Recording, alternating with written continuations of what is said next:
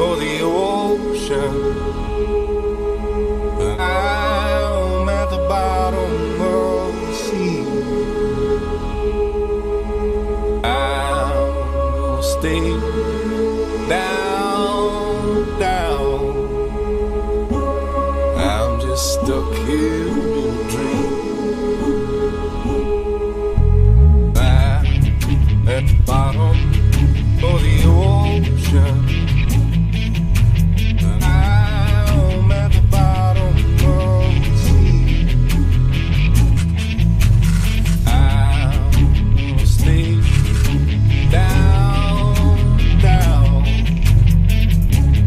I'm just stuck here in a dream.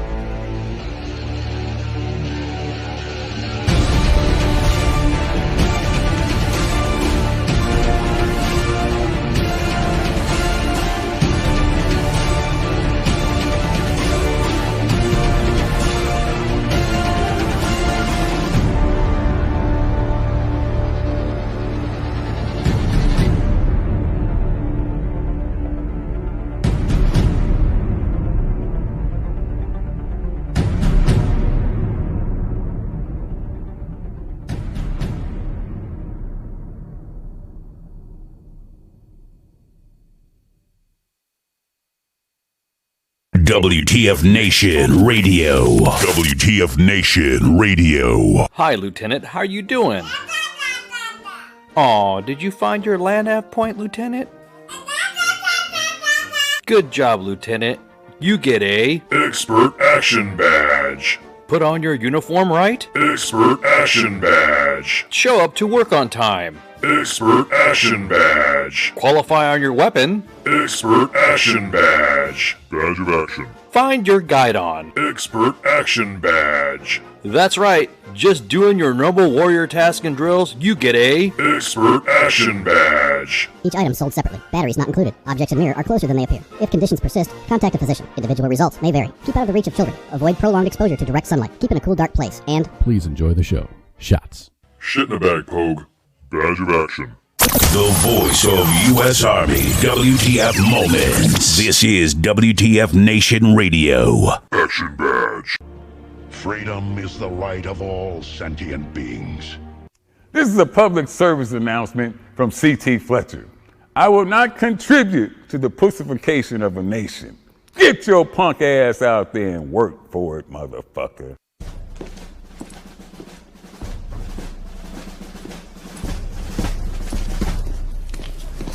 Morning, Sergeant Major. How do you know what kind of goddamn day it is?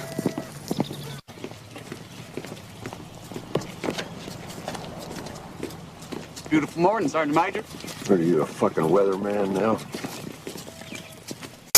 You're listening to Sergeant's Time on WTF Nation Radio. Let's roll.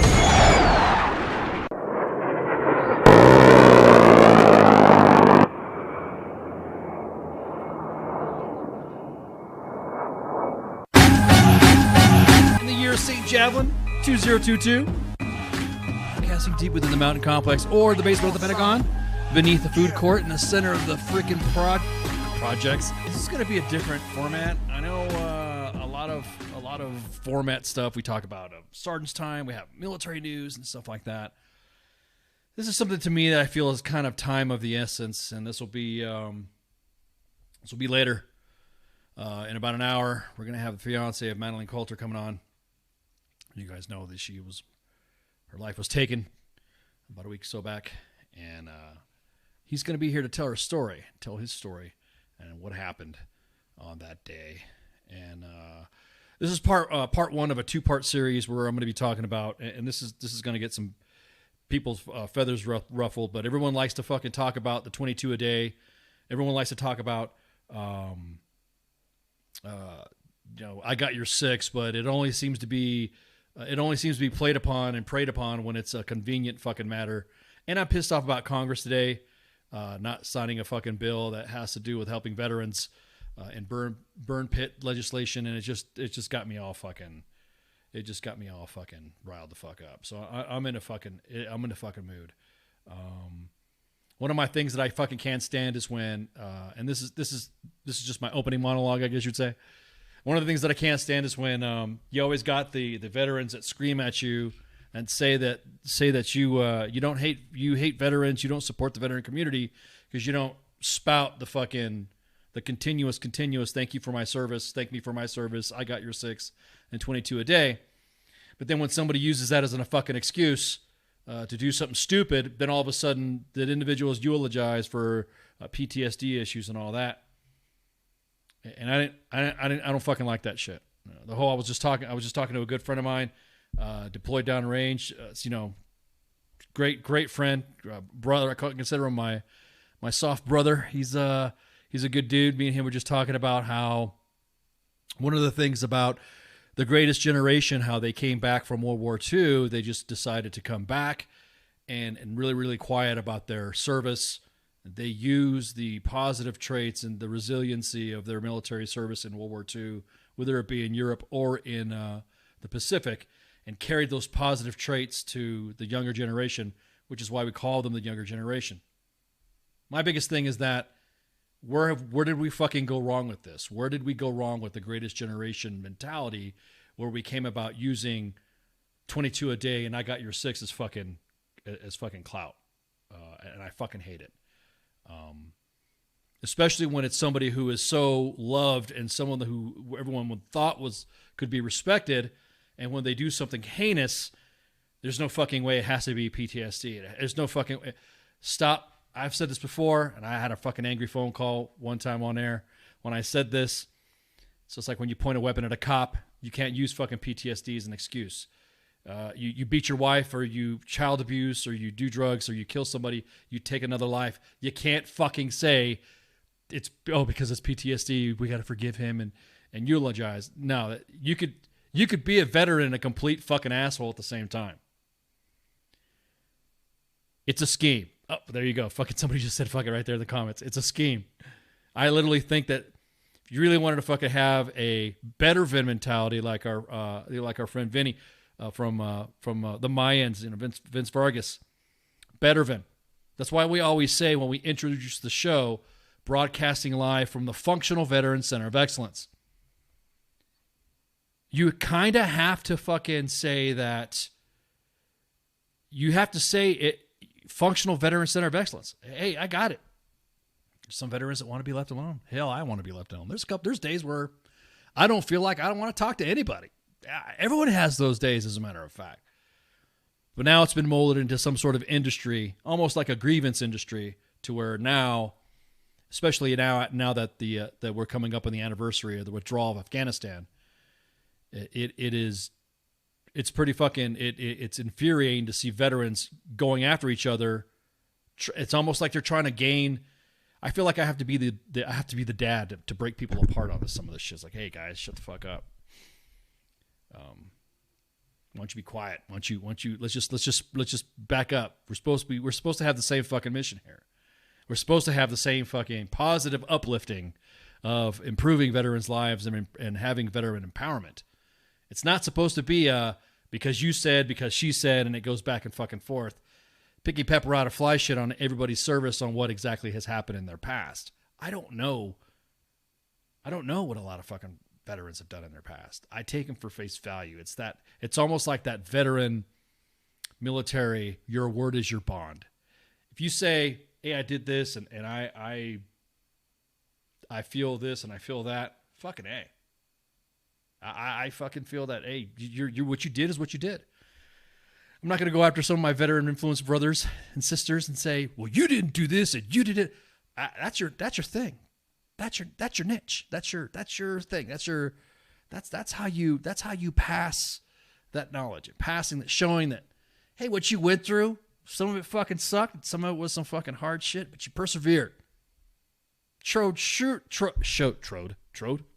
a new word here. Showed true resilience. And in dealing and fighting with your demons and stuff. The whole idea is fighting with your demons is overcoming that and sharing that experience with other veterans that are having some of the issues that they are. No, this is not a pre-recorded show. This is pre-recorded. No, it's not. I'm not reading a script, man. Everybody knows how I go. Pew, pew, pew. I'm your Huckleberry. Pew, pew, pew. You know, I'm speaking from the heart. Is this pre-recorded? I like that. You guys know how some of you guys know how I operate. I don't have a script a lot. I have talking points and like a little subject, but I don't fucking. I don't have a, I don't have a, I don't have a script. I do appreciate that though. Where was I at? Oh yeah. So you persevere. You use the method that you do to cope, right? Nobody likes to say that word either. Oh, to cope. Yeah. Hey, what did you deal with when you went through this? Well, I did this, I did that, I did that, I did this. A lot of sense, again, talking with my bro today. You have a mission. The new mission for the veteran when you get it back is the same thing that our veterans of the greatest generation came back from World War II. I'm not shit-faced. I did have an adult. Tyler, you know me already. I had an adult beverage so that way I can talk this subject and not go. Yeah, exactly. I'm good. I did sip a little beverage, and now I'm just drinking sweet tea just to kind of hydrate myself. As I was saying, though, this whole back and forth and using that as an excuse, and a lot of veterans are starting to see that. And what's sucking is that a lot of veterans are seeing that, and when they call it out, there's a lot of veteran infighting. There's a lot of, I'll tell you right now, it's starting to bubble. We're starting to hit a cusp. We're about ready to break through we're about ready to hit the precipice. We're about ready to break through the ceiling of all the drama. About ready to see some shit. Some veteran going back and forth online about what another veteran said or another veteran is. Why can't we just all get along? I got no problem shooting the shit with another veteran. Name your influencer. They've come on here and called in and shoot the shit and all that stuff. No big deal and all that. It's what you're doing.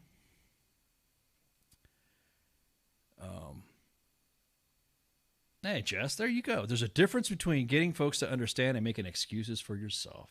Exactly. I like that. Getting individuals to understand what you've been through. And like I said, nobody likes to say the word cope. Hey, fucking hey, it's a coping mechanism. I know some of you that go see somebody for PTSD. Doesn't the person you talk to say coping mechanism or something like that? Isn't there some sort of a little discussion? You get to see that. Exactly that, Josiah. I want to see some behooving and some caveating among veterans. It shouldn't take Jon Stewart to sit in front of Congress to talk about some of the initiatives and some of the PACT Act, which is, a bill that was supposed to have provided benefits and money for treating of veterans dealing with, toxic exposure, burn pits.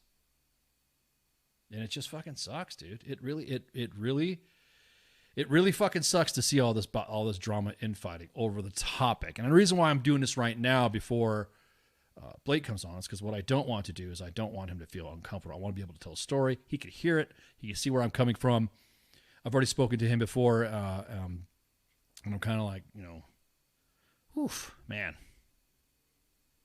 And the topic, and I just kind of sat back and thought, they immediately, instead of attacking the issue and calling somebody out for what they are, instead they're going, well, he was fighting through some demons, and then everyone's trying to bring up each other's past, and that's not going to fucking happen. Not on my fucking, I can't fucking stand that shit. If that's what you got to revert to instead of going and dealing with the real issue, then I don't want to fucking hear that shit. You know, the American public is seeing how veterans are acting within themselves, and again, your leaders and soldiers see it on social media, and you're just like, oh God, man. What was the leadership spreading out to war to these troops to handling themselves, and it got deep in the journals, I think, on that one. That's a good point, Terry. As a matter of fact, there are some letters and stuff that you would see. Like we just had a Korean and Vietnam veteran buried just yesterday. Lieutenant Colonel retired Gene Hill. This dude was a fucking pipe hitter. This guy's a stud. This guy was a stud. Kept his service quiet. We did a call for assistance for his funeral yesterday, buried in Arlington. We're getting some pictures in right now. We want to get the pictures together and then post it up for you guys to see it on the timeline. And you were like, from all of us, all the history nerds in the team, you know, they were like, hey, I look at this guy, look what he did, and I started doing some research. I called up a buddy who's a historian, and you know, I'm a history buff, but I'm not I guess a legit legal historian. Don't you have to have a What's the title of being a historian anyways? You got to have some sort of freaking historian credentials? You got to go down to the DMV and say, got to get a historian license or some shit? Is it like being a doctor? I'm just joking. Run over his records, went over newspaper clippings, went over his awards, went over his service. This guy was a special forces guy. Went to OCS, went to Vietnam, was part of some of the most clandestine missions ever, and that he, according to his family, he was just a quiet, gentle grandpa who, great dad, senior citizen, liked to hang out with the cat and talk to the kids and all that stuff. Even though he's fucking stacking bodies. Carrying on the traditions. I don't know. This Sergeant's Time's feeling different for me because of the week that I've had talking to families and talking to friends. And it's just, I don't know, it's not really emotionally draining. I couldn't sleep. I'll be honest, I couldn't sleep. I had a buddy of mine send me, dude, you sent an email out at, 3 this morning. And I'm like, could not sleep. I rarely sleep anyways, but normally I'm asleep about that time, but I just had some shit.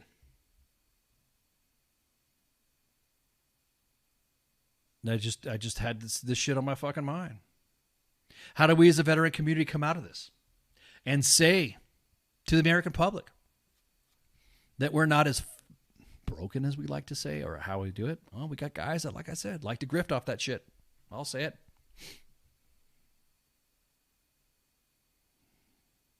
I'm all about the awareness. I'm all about the causes. I'm all about the fucking foundations and fund drives and shit like that to have awareness. But if we're just going on fucking ranting inside your fucking truck or screaming at somebody's fucking TikTok or going on a podcast and not really saying shit, kind of defeats the purpose. Yeah, sports bar. Hey, Coach Joe, I see you in there. I see you in the chats. I'm not saying that I couldn't have access to it, but my mind was not thinking about that. Does that make sense? I wasn't really there about the herbal supplements that, of course, DD-214 required. I'm not saying that. And here I'm drinking freaking like sweet tea and shit, getting all wired up.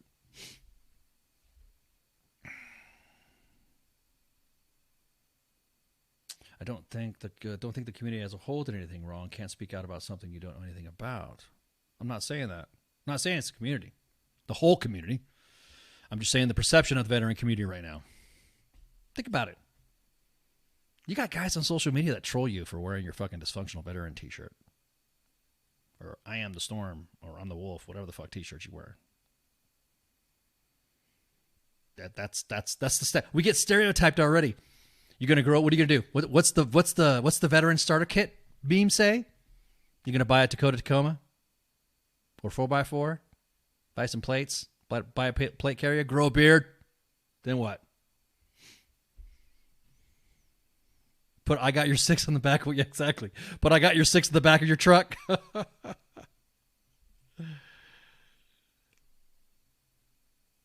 There's a lot of veterans fuck up. We all deal with them anyways, because there are a few that don't take shit from anyone. And it's not that we, so that's like that's a good point, Shane.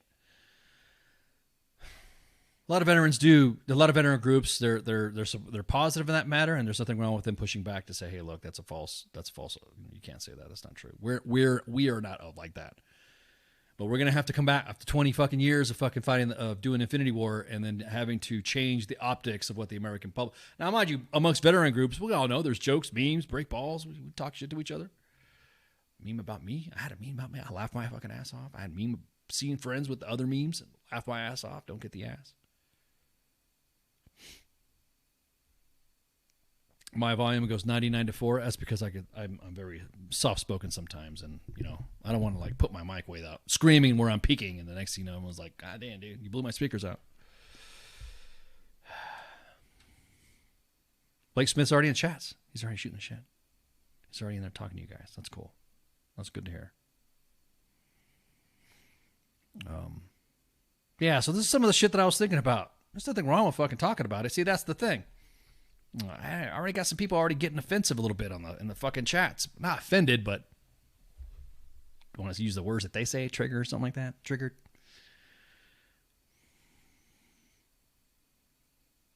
Oh, keep my volume at. Okay, well for you, Tyler, let me go ahead and just raise up that freaking volume there for you. There you go. Start yelling. Do I want to put a simulated picture of a vehicle cab, a truck cab behind me, so like I'm ranting in a Toyota Tacoma?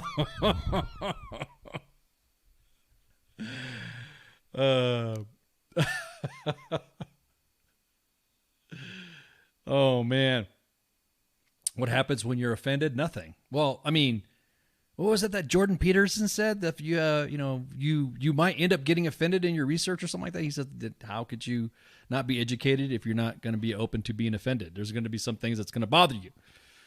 I don't want to like pimp on him, or simp on him for a little bit, but god dang, dude, this whole event that just happened, and I'm just not talking about this one event.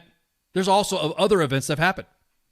In Fort Stewart, a soldier assigned to the 3rd Infantry Division chased his spouse down, barricaded himself, shot her, and then took his own life. A Marine stationed in Hawaii, on the side of the road, chased down his wife, stabbed her to death in front of everybody driving by, or some people that stopped. It's the it's the whispering we don't like. What do you mean? What kind of whispering you're talking about? We talking about Joe Biden whispering, or we're talking about me whispering? We're talking about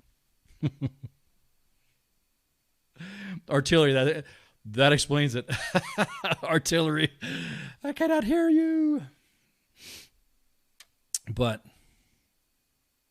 where have we become to where immediately? And there's a theme behind this, by the way. Mind you, this is a 2-part series. There's a theme behind this. Immediately, as soon as I saw the feeds on each specific event, there was already some fucking reply guys in there saying, well, what did she do wrong? Are you fucking serious? There's no excuse for that shit. Nothing in this world is an excuse to take someone's life just because they pissed you off. Oh, unless they're coming out, they're coming at you with a gun, weapon, zombies or something like that. I can see that.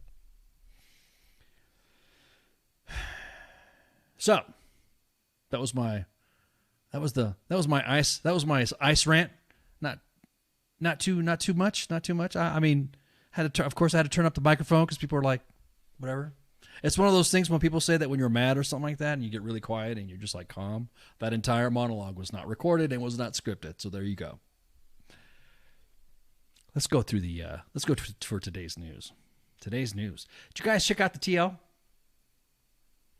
Did you guys see the timeline? TL is what the kids are saying for timeline. So if you're on Instagram, Facebook, Twitter, whatever, on the TL, I have a different mindset when someone said, hey man, did you see the TL? And I'm thinking, oh shit, is it some sort of coach or something I'm missing out on? Did I fucking The timeline. Yes.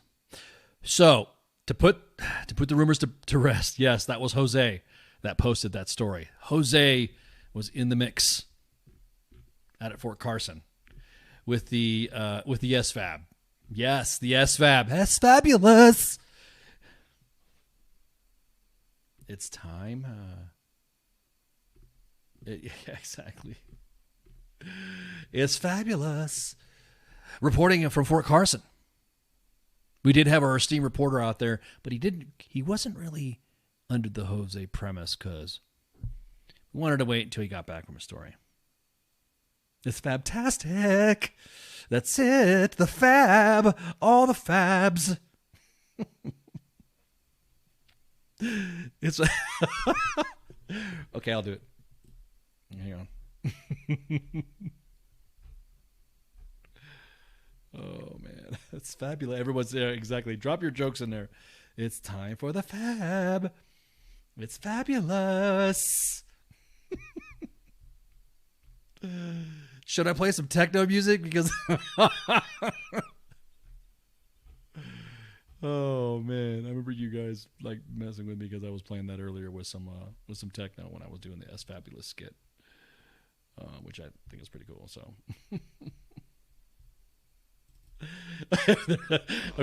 of course, there's D-Backs. Hell yeah!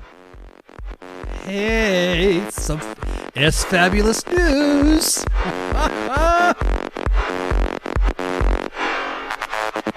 It's time for some SFAB news out of Fort Carson.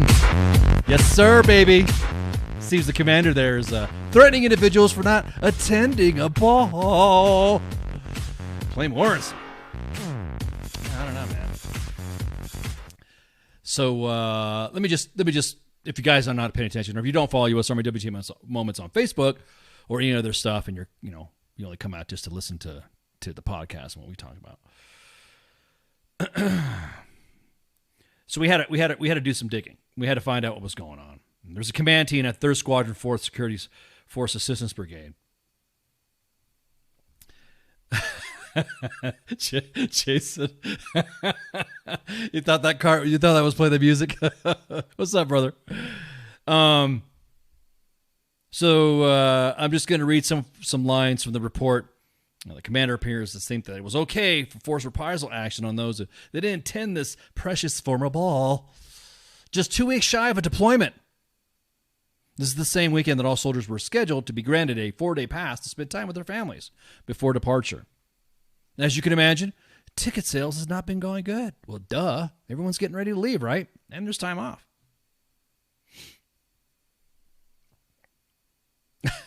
We'll play that music later. So, as you can imagine, this pissed off the commander. The commander was pretty pissed off. To the point that he put out in command and staff that anyone does not attend the ball will have their passes revoked. What the? Passes revoked. Pass revoked. You know, the last time a commander said passes revoked, what was it on Band of Brothers? What was that captain's name? Played by David Schwimmer. That's why I couldn't watch Friends anymore, because I couldn't stand his fucking character from Band of Brothers. Sad story about that guy's life, too, after World War II. So he said passes revoked. Passes revoked. Soldiers had already had financial commitments for the weekend to hang out with their families. Captain Sobel, that's right. Yeah, everyone's like dropping his name. Captain Sobel, Captain Sobel. So soldiers had already paid for tickets and stuff like that to go do whatever, made events. So to add salt to the wound, to sprinkle more salt, the commander directed those not going to the ball will have a mandatory ACFT that's supposed to happen tomorrow. And do all the 350-1 training to ensure it lasts a full day. The full day is to prevent soldiers from getting a day off early Friday or Monday because that would be, quote, unquote, bad.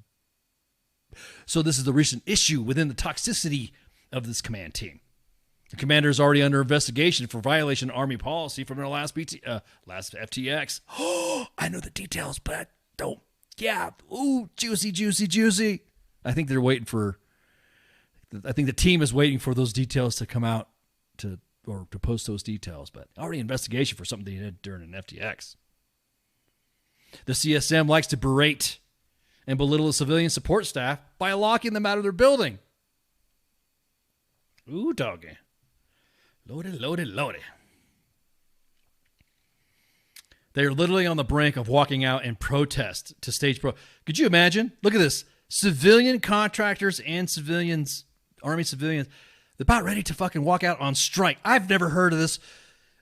Is this a mutiny? Is this seditious? Can you say that now? Can you say seditious now without getting fucking trouble? Man. Unreal.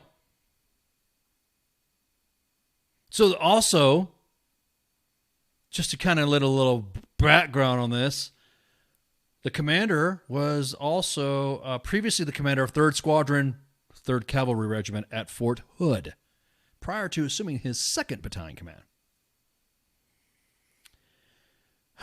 Reached out to the command. A spokesperson said that legal had reviewed the pass and issued and advised the commander that he could not take the pass away from the selected group. However, that information has not been passed down to the formation at time of the publication as of yesterday at 1500. It's very unfabulous of you. That's right, cause it's unfabulous. So we're currently monitoring. The brigade commander said that he is clarified that the brigade commander is aware of the issues and closely monitoring the situation. Yeah, he was out of hiding. Just a little taste. Posted a couple graphics of Jose walking blurry through a desert with a burning bush, and everyone said it was Cad Bane. That was near and dear to my heart. I thought that was pretty cool to say that he's Cad Bane. That's I like that. And dudes like this make me happy. I'm retiring. Brother, who are you telling? Who are you telling? I'm just must be good friends with the IG to have a dumbass idea like that. Or something, man, Tyler, or something. You know, I was just saying that, you know, using excuses for deployments and training now, it's getting to the point to where it seems, did something happen? Did something happen after the GWOT, after Infinity War ended? Something happened. Leaders lost their fucking minds on some of this shit. Did like a switch or something happen? Did something happen in academics? Did that battalion command and assessment program, did that BCAP, did it help anything? Is it doing shit?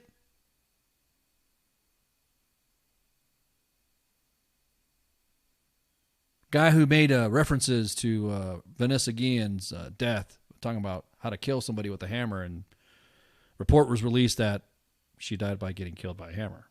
Little insensitive shit like that. It's like, now more than ever, you're getting fucking looked at because the ball has changed, you know, and the shiny object has moved from, you know, deploying to Afghanistan or Iraq or Syria or Africa or wherever. That shiny ball has moved. I thought going to the SFAB was supposed to be something special anyways. I thought you were supposed to go to like some selection shit. Well, it's come to be revealed some individuals in the SFAB in their leadership positions do not go to their assessment and selection, which is like, I think like 72 hours or something like that. That's like staff duty over the weekend. Or like in SOF, it's like a, you know, that's just like the first step. It's the first 72 hours of the event before you even get every day is an assessment, right? You're supposed to have all these incentives of individuals that are supposed to be, you know, the responsible adults when they're being taken, you know, out there doing their mission. They're out there by themselves or out there in small teams. But then you have this insane amount of micromanaging. It doesn't get a packet in for the SFAB. It's not very fabulous, exactly. I do like the fab. I like the fabtastic, fabulous. It's pretty funny. Fab Cola. They've been drinking too much of that Fab Cola. Like Tab, get it? It's time for some Fab. Need something to quench your thirst. It's Fabulicious Fab Cola. Lordy, lordy, lordy. So that's the event that's happening right now currently. With the SFAB, with the third squadron. Somebody said this is OG WTF moments. Thank you. Well, somehow for some reason the ties and the relationships of some units lately. Another thing too, it's almost like something went out in the world and said, "Don't talk to WTF moments anymore. Don't talk to them." I don't know why. I don't know. A couple 2 stars and 3 stars later that have come onto the show. Didn't get the memo. Oh man, what's my take on that? Oh my god, recipe for disaster on the Vanessa Guillen case. As a matter of fact, we were making sure that anything that was reported or tips being given were passed along to Army officials when it was all happening. While this all stuff, everybody in the WTF Nation was saying everything about the 3CR. During that whole course of events, we ended up in the search, we ended up finding more bodies of soldiers. Also, come to find out that some soldiers had sent us some messages. Of course, everything that's sent to the WTF Nation is secured and anonymous. You'll never get a dime dropped on you. No one's gonna ever be told so and so said this. That cult church group that the FBI raided and across the country, near several installations, that was kicked around about having something to do with it. A lot of individuals said that they were shady to begin with. That cult church thingy, whatever, that church group that's outside, and they would go into the barracks and solicit joining their church. And there's a report that's out there, the Fort Hood report. I think everybody should read that. Seeing what failed and seeing what was done right and seeing what was done wrong. You'll be surprised, and it's pretty infuriating. You're gonna get a wake up call, and it's pretty discouraging. There has been changes of law enforcement procedures, and of course, getting the chains of command to get out of the system or get out of the. I mean, they should have seen that after COVID and the ACFT, chains of command really couldn't fucking handle this shit anyway. So taking the matters out of commands when it comes to this type of issue, when it comes to sexual assault and sexual harassment, I think is good. Everyone's going to fucking start dropping the comments. Well, what about false reports and all that stuff? Usually if they're false reports, that usually get weeded out pretty quick, or they'll be found unsubstantiated. That's some of the experience that I've seen while being at the WTF Nation for quite some time. I've seen that already. And I said the majority of the cases that we have seen have been able to provide results and corroborating evidence to that fact. So, again, I don't want to be like a fucking somber sergeant's time, but that's why I didn't tell the team, hey, who's going to join me? Just want to sit here and fucking get shit off my chest, so that way Blake can come on here and shoot the shit with us. And I don't want to. What I don't want to do is I don't want to. I don't know. I don't want to fucking get emotional myself, because this has been on my fucking mind, dude. It's like fucking. It's been disgusting with all the bro vets. Oh, well, because, well, what did happen? Blah, blah, blah, blah. So I got to get all that shit out of my system before I have them come on. And then some of the family members are listening too. So also want to make sure I'm respectful to the families in that aspect. So Josh and Blake will be on in a few minutes. But yeah, if you guys have, of course, anything, obviously go ahead and, drop your comments in there, ask some questions or something like that. There's, how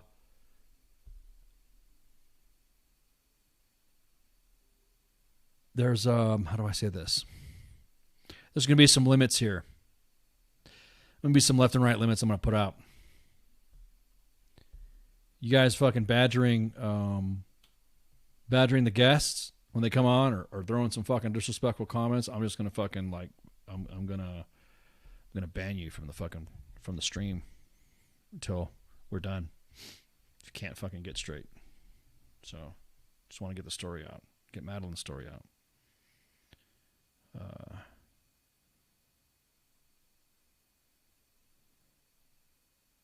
The inability, leading the lack of ability to handle such promotion, bro, right back and turn the bacon on pork chop. Yeah, a lot of it too. I think the fast promotion caused a lack of Army experience. It's a question. Yeah, yes or no. I don't know. It depends. I've been seeing a lot of the new promotion system. There are some studs out there and studettes that have qualifications, that have degrees, that have leadership experience, but are not getting promoted.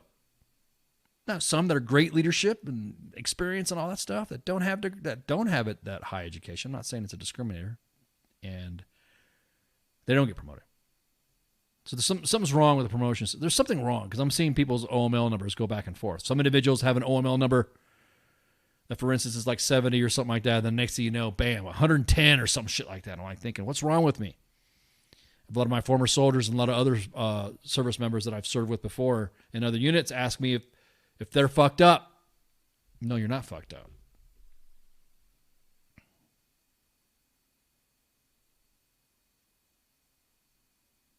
So I don't know if the rapid promotions, and that's another thing too, is it rapid promotions? I know we had it up and out. So if you're at a specific rank, you have to be at some certain time, maybe have a little bit more seasoning in each rank. Maybe that's what we need to do. Maybe if we add some seasoning to the ranks, might help out fucking some retention. But you got to cut out the bullshit at the units to maintain retention.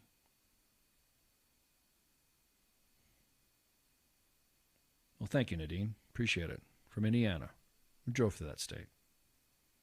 Not bad state. It's just, yeah. What do we do? How do we fight it? Now I got you guys here, captive audience. You know, I really wish I could get some senior leaders, like the chief of staff or the sergeant major of the Army, to come on here and shoot the shit with us and shoot the shit with you guys.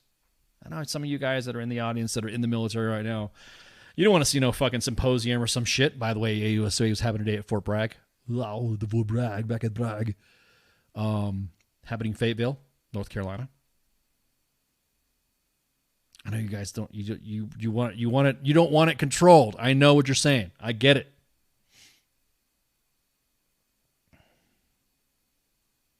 That's right. Say her name, Maddie. Exactly.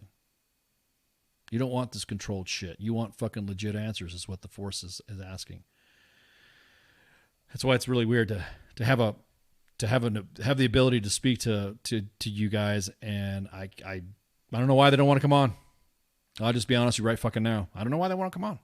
Chief of Staff of the Army, I'm sure they want to come on. Army of the Army, I don't know why it doesn't come on. Probably because we have WTF in the title. Probably because of that. We ain't going to change the name. So that's why you get stories like what Jose just posted up. You get stories of Jose. You get Jose story time. Talking about the fabulous. I could bring Tim Kennedy back. Yeah, he's reserved though. I mean, the soldiers don't want to hear about influence. They want to hear from their leaders that can do some shit. Is what they want to hear though, man. If that makes any sense. Soldiers want to hear from the horse's mouth. Not pointed. I'm gonna tell you what. Some of the leaders that we've had on here, straight up like a boss. They come on here and bam, they have no script. I have no script for them. There's some, like I said, there's some topics that I like. Okay, I'm gonna ask them about that. I'm gonna ask them about this and see what they say about that. And that's the only thing I got going on. Everything else is unscripted, raw, live, unedited.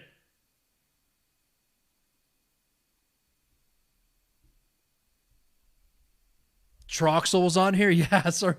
Woo! Retired SEAC was on here. God, that was an awesome show. We had a blast. It was a fun show. He was fresh from the seat, from being the senior enlisted advisor to the Joint Chiefs, SEAC. That was an awesome show. Came out here, told it like it is. Loved it. That's what the soldiers want. That's what the WTF Nation wants, leaders. They want you raw and unedited. There you go. No talking points, no nothing.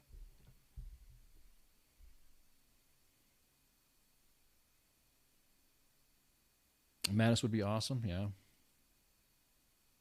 Yeah, he was blasted. Moose has got what you got. What's your topic there, Busa? Tell me. Shoot it quick before we go on break. We got like 2 minutes. Wait 5 seconds for the delay. Wanting to make sure that message gets out. Waiting on the Moosa. We're just talking about the fabulous there, the fabtastic. S-Fabs. Come on, Moosa. Get on here. Waiting for your topic suggestion.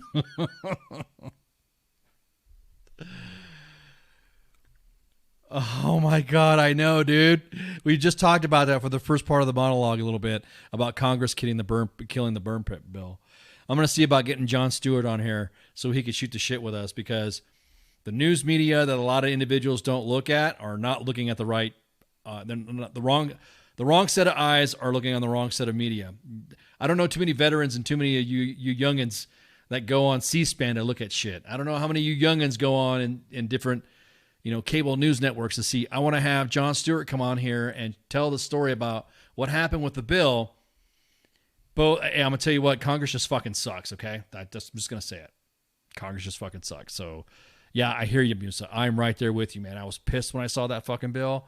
Everyone was trying to come at me saying, oh, yeah, but what was in the bill, whatever. Jon Stewart eloquently points it out, everything.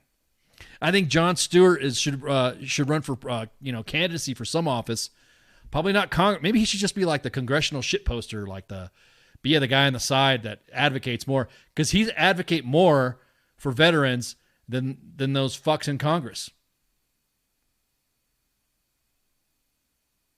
Yeah, everyone's like, oh, well, what about Mitch McConnell's one of them. Oh, I was fine. Well, support the troops, and it didn't happen. Didn't happen. That's right, Stan. All the bosses hide behind the town hall from real talk. They don't come on here.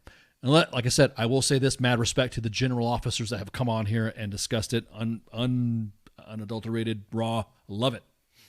Mad respect. And no politician cares. So we need individuals, and that's what sucks too. We're going to talk about what happened with these fucking leaders. What happened with fucking some of the congressmen that you vote for, or we vote for, and then when they get to Congress, they just fucking completely lose their shit. All right, Tyler, have a good man.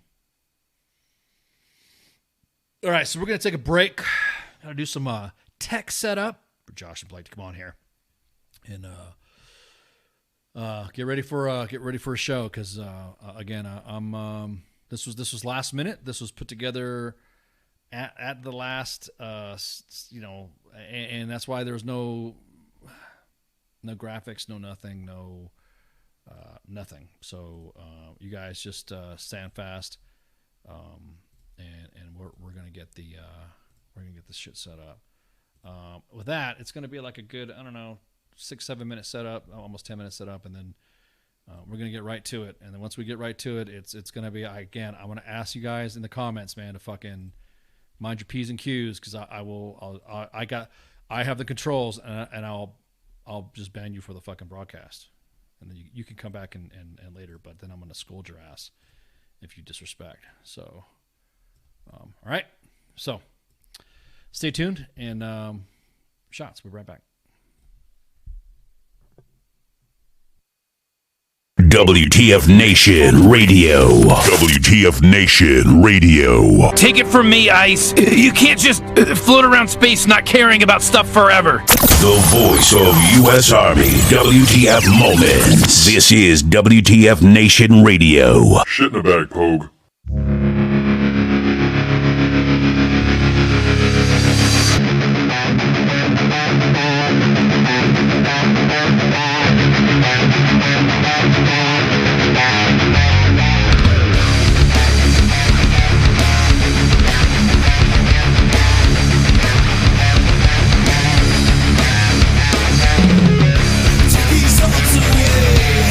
Nothing feels the same. Let it all be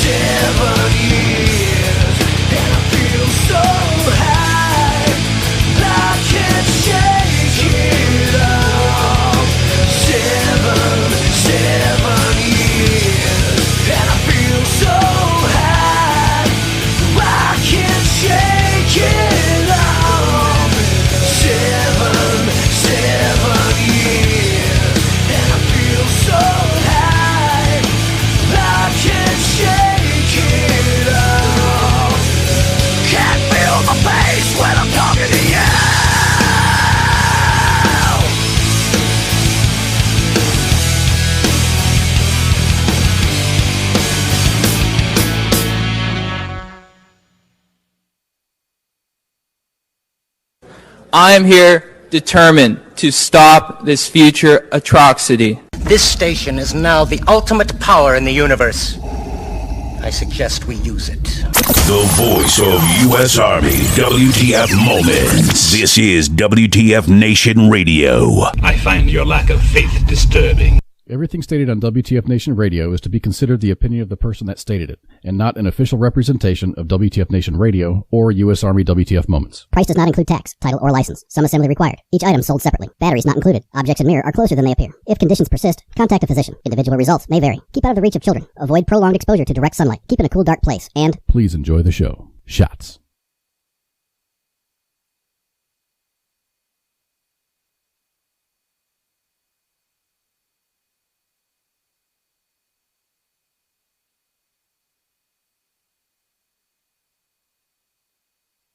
And we're back. Back with our guests. Can you guys hear me? Am I coming through all right? Not you guys in the booth right now, but I just want to make sure everybody in the chats could hear me. Can you guys hear me in the chats? Can you guys see me in the chats? Can you guys see me everything? Hang on. Am I coming through? Yep, you can hear right there. There you go. So with me tonight is Josh and Blake, and they're going to be here to tell me about, well, I'm just going to introduce them. So guys, guests, welcome to WTF Nation Sergeant's Time, Josh and Blake. Josh, dude, I don't know what to say. Go ahead and introduce yourselves. Yeah, so I'm Josh Izzo. Madalyn was my best friend, so close that we would call each other brother and sister. And I'm Blake Smith. I was Madalyn's fiance. Okay, so Blake, how long did you know Madalyn? I've known Madalyn a little bit of over a year now. And Josh? I've known her for about 13 years now. Wow. Okay. What did she do in the military? So she was a combat medic. She joined back in 2012, right out of high school. Her first duty station was Korea, where she actually earned her spurs, and that was like a very proud moment for her as a private first class, one of the first females in Korea, and just ever to really earn her spurs. So that was a big highlight in her career. And then she went to Fort Bliss after that, where she finished her first term and decided to get out. And Blake, what do you both do? Are you guys both currently serving right now? Yes. And what do you do? What do you do, Blake? I'm an 88 Mike. I'm a transporter. What about you, Josh? Same thing. Same thing, you're a medic. We're in the same platoon. Yeah, we're in the same platoon. Oh, okay. All right. Well, I mean, I'm glad. You guys, we all linked up to shoot the shit. I don't even know where to start. How did you? I'll just go with you. Go ahead, Josh. How did you meet up? How did you run into Maddie? What was the circumstances of you starting to get to know her? So funny enough, we actually met in high school. It was freshman year, and we had the junior ROTC class together. And funny enough, I sat in one table, and she sat in the table behind us, and we just kind of joked around. And ever since that day, we became friends. And then more and more as high school came along, we became best friends. And it's like we never really lost that connection, even through the 13 years. We slowed down talking a little bit, but especially once I moved back to Georgia, we just really hit it off again, and it was like nothing had ever happened. We were just best friends. That's ever awesome. Since. That's awesome. I've got friends that are like that too. I've served with that. You run into each other. You've known them for so almost. I got friends that because I'm old, and I got friends that I've known for so long that you just keep bouncing into them and all that. Blake, how'd you come across Maddie? So one night we were over at the house playing Madden and just eating some pizza, and Josh brought her over to the house, and we couldn't take our eyes off each other. So after that, we didn't really speak. And then one December night, we messaged each other on Facebook, and it just wasn't the right timing. And then a couple months ago, we went to Daytona Beach, and things really kicked off there. And since then, we've been going strong. You were saying that when I talked to you before you came on, you said Daytona Beach was magical. That was it was very magical, yes. But that's awesome. Okay, so So how long were you were you with her? A little over 2 months. You were just with her, and you guys started to hit it off, and then the discussion of marriage came along. Yep. So did you do the knee thing and? No, so crazy enough as it was, I looked at her, she looked at me, I was like, "How do you feel about becoming a Smith?" She's like, "I would love that." So we planned a date and everything, and it just went from there. But that, honestly, she was my soulmate. She made me feel some type of way that I've never felt before. It was this genuine connection that her and I shared. So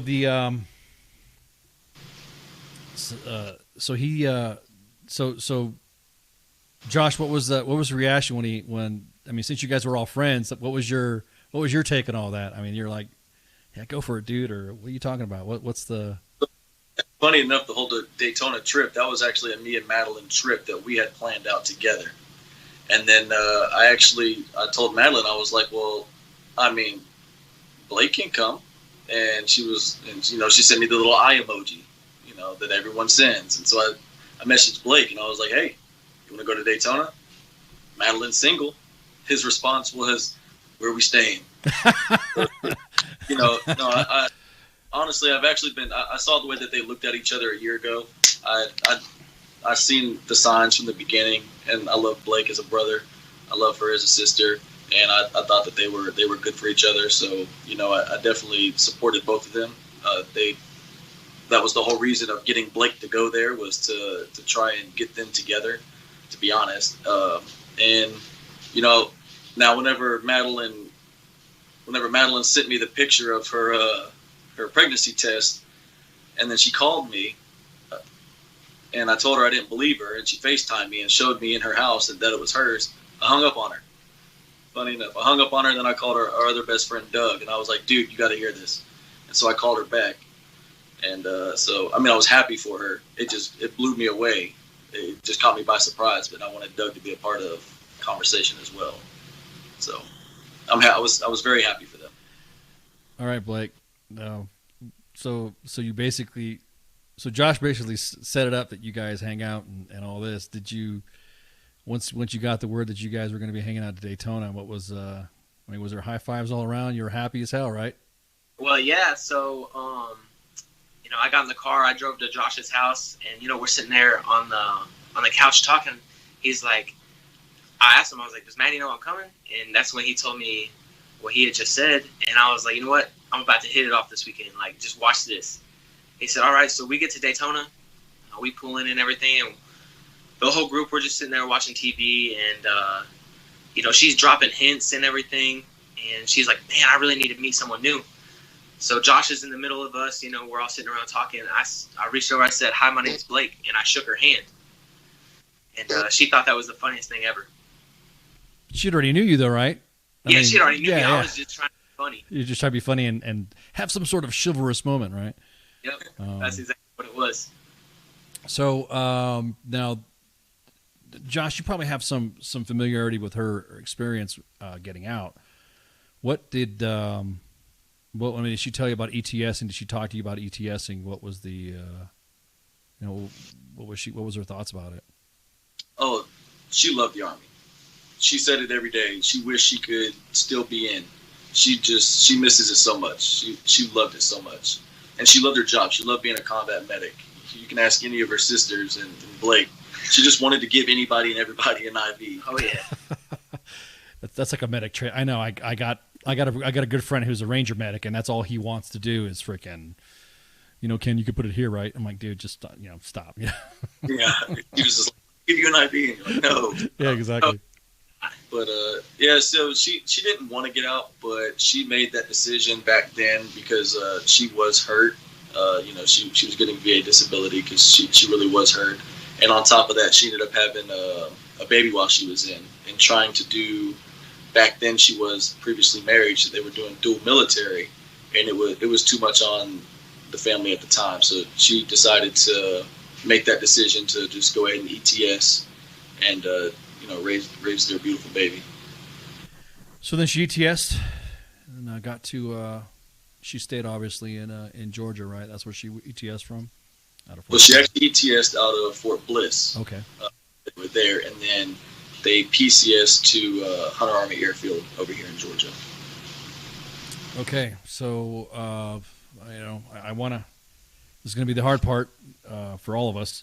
I kind of want to get to the to the crux of the matter here and find out just exactly what happened on the day that. I mean, just from the day prior. What happened? How was she the day prior? The day prior, crazy enough, because I was about to bring it up. That night prior, everything was great. She made meatloaf. I love meatloaf, especially the way she made meatloaf. And I remember we were sitting on the couch and we were talking, watching TV. I just got home from the gym. We just ate. And I looked at her. I said, "You know what would be really cool right now?" She looked at me. She said, "What?" I said, "If you feed me grapes." And she took a video of it and we put it in our group chat that we had. And, the night before it, everything was perfect. Everything was fine. She wasn't feeding me grapes, but, it was amazing. Who doesn't like meatloaf, right? I mean, I always brag, people tell me about meatloaf, and I'm like, give me some of that. I want some. Josh, anything the day prior to the events that? No, it was like you said, it was just fun. So, I mean, we text every morning. We text every night, even if it's just checking in on you or things like that. And throughout that entire day, it was the same deal. That video that he was talking about, she sends me the video where she's calling him delusional and said, "You're dreaming. You're dreaming. For me to feed you grapes, you got to be dreaming." And everybody just thought it was so funny. So everything felt right, felt normal. She's telling me to pack an extra meatloaf in Blake's lunch tomorrow, so I have lunch. No, it was. Sound like she was like your guys' freaking minder, like your mom, almost like your freaking big sister type shit. Like, he took care of us, that's for sure. Exactly. That's what it sounded like. That's awesome. The love that you guys have right now, just between all three of you, it's just awesome to me. I just think it's cool as shit. Okay, so the day of, can you go ahead and walk me through this, Blake? So yeah, that morning, she had woken me up. I'm gonna say 3:45 in the morning, and she's like, "Man, I just don't feel good." And I looked at her. I tried to ignore it. She's like, "Blake, I said I don't feel good." So I was like, "Why don't you just go back to sleep and just sleep it off?" She said, "Well, your child inside of me is making me not feel good." I said, "You know what? All right, I'm up now." So I get up and we start watching 90 Day Fiancé because I'm not caught up on it. And we start watching all these other shows that she put me on. Next thing I know, I look at my phone and it says it's 5:15, and to get from her apartment all the way to work, it almost takes about an hour. So I was like, you know what, I gotta get ready and go ahead and leave. Go to the bathroom, change, shave, do what I had to do. I leave for work, grab my coffee, grab our lunch, tell her I love her, and get to work. Hadn't heard from her. I walk in the office nonchalant, and I look at Josh, and I'm like, "Hey, have you talked to Maddie today?" He looks at me, he's like, "No." After that, I went to the line at work. I'm out there talking to my soldiers, and that's when her work called me. They called, the Blue Force Garrett called and said, "Hey, this is so-and-so, work with Maddie. Does she have an appointment today?" I said, "No, ma'am, she doesn't." Then they asked me, "Can you come unlock the apartment? We'll do a little health and welfare check." I said, "Okay, yeah, sure." So all of us had shared our locations prior to this, and we could see where each other were. And her phone is picking up that she's at the house. So, I'm calling her, I'm texting her, "Hey, wake up, this, that, and the third." Get to the house, unlock the apartment, and walk around the house, walk into the bedroom. Her phone was laying on the bed. And her phone is just blown up. So that's when everyone starts to kind of get frantic, and Blue Force Gear actually had a police officer come with them. So that's when the police officer starts, taking down notes of who Maddie was, the kind of car that she was in. And I called Josh and I said, "Hey, Maddie's not here." Well, 10, 15 minutes later, it comes over the police officer's radio that Zach had shot and killed himself in the 9 Line parking lot. And we probably weren't supposed to hear that. But I called Josh, and I said, dude, you got to get here now. He said, why? I said, Zach killed himself. He said, there's no way. So, you know, as I'm waiting on Josh to get there, because I'm not trying to say too much in front of the cops for them to try to, you know, tell us to stay away or just stay put. We're looking on the phone, and there had been, I can't remember what it said, but there had been conversation of Zach constantly messaging Maddie. And Maddie had Zach blocked on everything prior, so he would just download new apps to try and connect with her with. So, you know, after all that is done, Josh shows up, and we're in the house. I'll let you take over from there. Yeah, so we're in the house, and he showed me the phone. I read the messages, and it was, you know, Zach was wanting to meet up with her, and she's actually at one point telling him no. She's telling him, no, I don't want to. And he was like, but you said you would. And she was like, but I really don't want to. He was like hounding her to go. And then so she, out of nowhere, I guess she did. And, you know, we're inside the apartment looking at this, and then the cops, they walk out. And then that's whenever me and Blake looked at each other, and we said, well, I mean, nothing's going to get done if we just sit here in the apartment and twiddle our thumbs. Like we have to do something, because now we know if they possibly met up and Zach went off and killed himself, then there's one possibility that she could be gone too, and we have to find her. So we took off. We left the apartment, and at that point, we're checking all the parking lots. If it's a hotel, a restaurant, it didn't matter what it was. We're just driving in and out of all the parking lots around her apartment and all throughout the Bullard, Savannah area. You know, we had the idea, he killed himself at 9 Line, so why don't we just show up at 9 Line and see if they're willing to give us any answers, if they can help us out, see if Madalyn was even there that day, something. They could help us out with literally anything.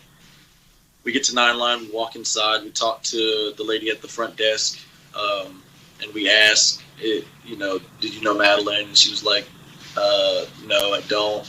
And then we asked a few questions, and she about earlier that day, and she's saying she's not going to talk, or she can't talk to us, or something like that.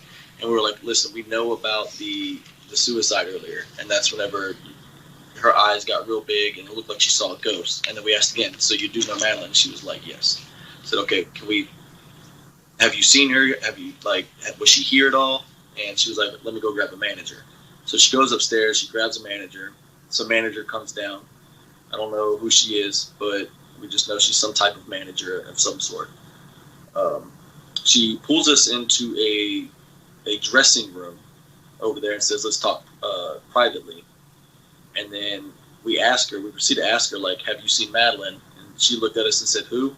We're like, Madalyn, you know, Zach's ex-girlfriend, this and that. And she was like, I don't know what you're talking about.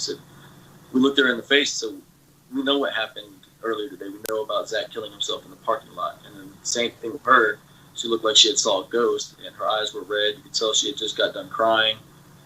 And we're like, can you help us? Can you give us any information? We don't want to know about him. We just want to know where he is. Did she show up with him? Was she around? Like, is there anything that you can give us? And she was like, I still don't know what you're talking about. So she's still trying to play it off as if we're just dumb at this point. And so I look at Blake and I said, hey, there's nothing for us here. They're not going to help us out. We just got to do this on our own. Well, we were driving back to Madalyn's apartment, still checking every parking lot we could. We were like, you know what, let's just go back to her apartment. And, you know, maybe she's there. Maybe she's sitting inside. Maybe she heard that Zach killed himself, and maybe she's just, you know, she's worried because she's that type of person where she'll always care for anybody. It doesn't matter how bad they treated him or treated her. Right. And so we're getting ready to get off on the exit of 95, about to make the left towards her apartment, and it was backed up. I look at Blake and I was like, wait a second, there's hotels over here. If I were to fly in, I want the closest hotel to where I'm flying in at. It's just convenient. So we go searching all the parking lots over there, and that's whenever we see the 4Runner. I was like, I think that's it. I look at Blake, and I was like, no, that can't be it, though, because you don't have a hitch. He said, no, I just put that hitch on a couple days ago. I was like, oh, great, can't be. So we fly over there, we get over there, and that's whenever we look at the license plate number, and it matches, and we both just hop out the truck as fast as we can. We run over there, and that's when we found her laying halfway inside of the vehicle. Was there anybody outside that?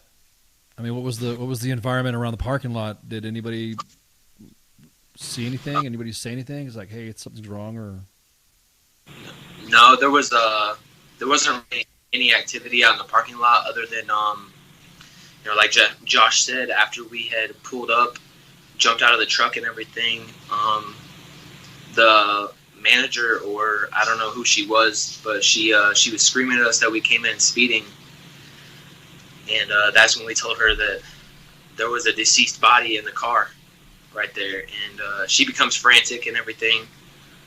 So it was towards the back of the parking lot. There's only one way in and out of this hotel.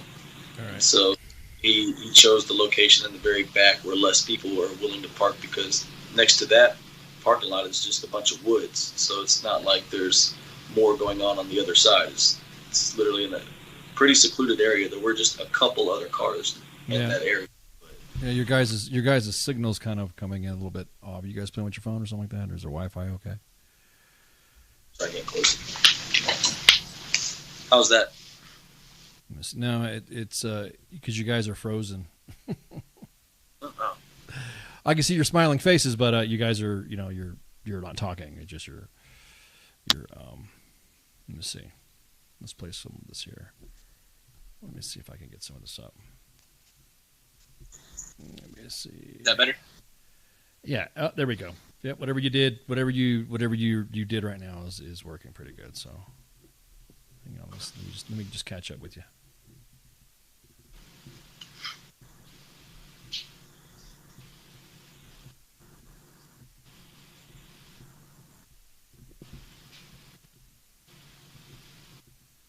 I want to get you guys back up on here, so that way you guys are. I want to see your face. I want to see you guys talk. I want to. There we go. And then.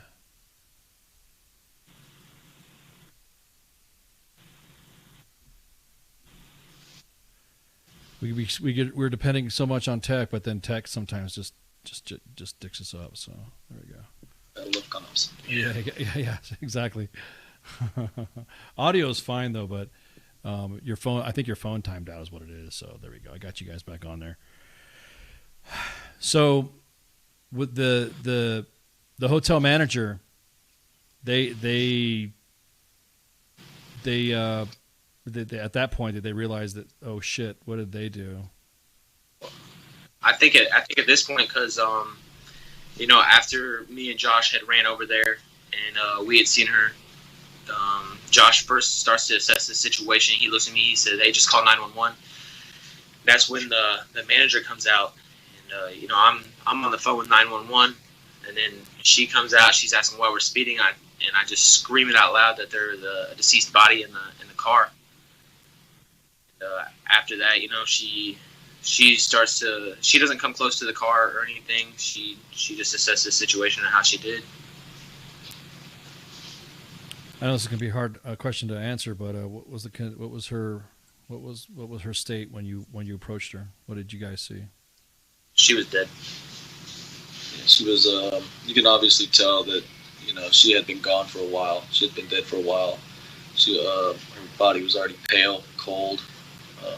Her ankles were already purple from, I'm assuming, the blood pooling. Yeah. And whenever I lifted her up, because of course I go over there and I'm yelling her name and I'm telling her to wake up, and I lifted her head, and that's whenever I saw the gunshot wound, and that's when I just lost it, fell to the floor, saw the casing on the ground, and I just told Blake to just call 911 at that point, knowing that there was nothing we could do. Do you, at this point, did you guys see anything that would tell you that it was what? I mean, to come to the conclusion that it was Zach. I mean, looking at the messages and the time of the last message compared to, can't really give out the details as far, because it is like the open investigation, but just looking at the messages and knowing basically his location at different times, there's no doubt. There's zero doubt. Did you guys see the Instagram video that he did afterward? Absolutely. I even commented on it, and that's whenever people started reaching out and asking, wait, what are you even talking about? And that's what infuriates us, because in that video, he shows no remorse. He talks about, not being able to take back certain things that you do. And obviously right away I knew exactly what he was talking about. He was talking about Madalyn. And it's infuriating that he's not upset about it. He realizes that there's no way out for him, and that he's either A, gonna have to kill himself, or B, rot in prison. And he chose A. And I just think it's so unfair that he had the chance to say his goodbye to the world, and even let the world, think that he's this hero and he's a 22 a day, when in reality he's just a coward who couldn't face his consequences. Well said. Well fucking said. I don't know what to say, other than the fact that my heart goes out to you guys, and of course everybody in the WTF Nation. We're right behind you. After the so the sequence of events, did you guys go back to 9 Line afterwards? No, we didn't go back to 9 Line afterwards. After the police had showed up, me and Josh were on the scene for probably about 4 hours, and we talk a lot amongst each other, and I think that day we probably said maybe 12 words to each other right there in the parking lot. We're just sitting there on the curb, just looking at the car, just wondering, how could someone do this to such an amazing person? Why would they do that? And I remember I looked at Josh in the eyes after I watched the paramedics walk back from the car. I said, man, there's got to be something more we can do. Like, we're trained for this. We've got this. And he looked at me, I looked at him, and he said, no, there's no more that we can do. And that's when reality really kicked in for me. How's been, I know we talked about this before you guys came on. What's been your changes of command? Like, how have they been throughout this? I'll tell you, chain of command is amazing. They've been great. Probably one of, if not the best commands I've ever been in. The minute it happened, chain of command is asking, what can we do? What do you need from us? You need a day, take a day. We put in our leave packets to attend the services. And here I am walking my packet up saying, hey, I know I'm taking a week, but here's why. They're like, I don't care. You want to take a week? Take a week. You want to take more? Take more. Do what you need to do for all of this. We're all here for you, all the way up to my sergeant major checking in on me while I'm on leave, making sure I'm okay, making sure if I need anything. Awesome. To the battalion commander, asking our other friends how we're doing. Our chain of command is excellent. Yeah, we have a great first sergeant too. She drops everything she does, and she helped us really when we needed it. It shows a lot about her. She's a great person, a great commander as well. He'd give us the shirt off his back if he could. They jumped through hoops for us. That's awesome. Really appreciate that. That's really awesome. Also, somebody just brought it up too. There was another incident that happened within the same command, correct? I apologize, but we kind of don't want to speak on that per se. We do want to say, that our hearts go out to that lady and the rest of the family, and to everything that family is going through, because we understand, and so our hearts go out to them as well. And that's another thing we actually want to bring up. We don't want to speak on the situation specifically, but we do want to say that, you know, this is showing that there is a problem that I feel like we weren't really aware of before until Madalyn. If you look back over the past 2 weeks, there has been 4 cases of domestic violence, domestic abuse that have made the news. Who knows if there were more, but there's 4 of them. Between those 2 right here in Georgia, the one down in Hawaii, and then the sailor. So I think it's time that we realize that there's probably a problem at our hands that we need to look into. Yeah, that's kind of the reason why also you guys are brought on here, to tell the story and then to continue the awareness, because this also is energizing me to be part of any awareness campaigns for this, because this is, like you said, there's an issue. There's and I appreciate your respects for the investigation and those details as well. We feel the same way. I mean, we would never use that, but it's an issue.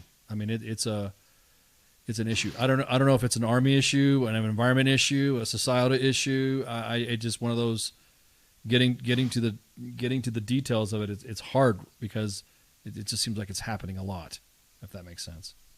Seems like it's happening more often than ever. It's like when you go and buy a new car, you see that car out there a lot. So ever since the tragedy happened with Madalyn, it seems like that's all we're hearing about now is domestic violence cases, murder, suicides. So at the end of the day, what we want to do is spread the word about Maddie, and then we want to spread the cause for domestic violence. I hear you. I mean, you guys. I just want to say you guys are displaying excellent composure right now in a tough topic, because, you know, Blake, you're just like me. My hands are not in the camera, so I'm like it's hard for me to talk about this, because I mean, God, man, I want to give you guys a big bro hug, man. I'm sorry. It's just one of those things to where that awareness is now has gotten my ears and eyes and ears perked up to, you know, stories like this need to be told. She was a great person. I mean, she, I'll forgive you guys for going through the Cav stuff, because I'm not a Cav guy, but, you know, I can let that go by. You guys, you know, Cav. I like busting on Cav a lot, but that's something that she aspired to. We're gonna get some videos together of her of doing a spur ride. She was on several military publications and military sites, public affairs sites, of her going through her spur ride. So we're going to you know, use that as also some memorialization for her. But yeah, this advocacy is now, I was just speaking to somebody who I know that is a congressional staffer, and her and I were talking about this shit's got to fucking stop, man. This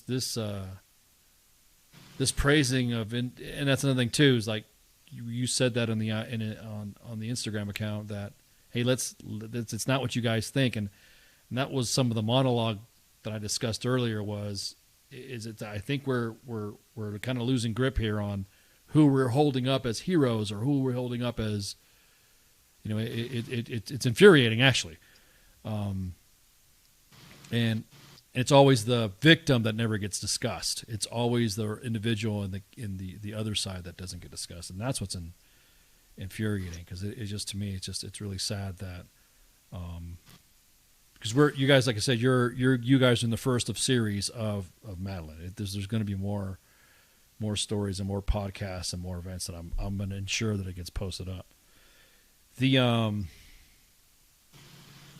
relationship that you guys have had with everybody else in this tragedy, it's obviously have brought everybody together. It's even brought me together with the family too. I appreciate this, by the way, and I'm honored to talk to you guys and hang out. And I've been talking to the sisters, and I've been talking, you know, in communications with her former spouse. All you guys seem to have just good-natured, I mean, people, it's really, it just sucks that it took a tragedy for this to happen, if that makes any sense. Yeah. Was the relationship between her and her former spouse, was it, I mean, obviously you guys have gotten close too as well, right? Yeah, definitely. So, I mean, it wasn't anything like hateful. I think they just realized that, you know, and this is just my personal opinion from what I've seen from the outside looking in. It just seemed like they just realized that they weren't meant to be, and they chose to just co-parent. You know, that they would still do certain things together for, you know, their son. They would celebrate certain holidays together. I hear you. It's all, the bigger picture was their son. I don't want. Yeah, I mean, it didn't seem like a bad one from my point of view. Blake, you good, man? I see you, bud.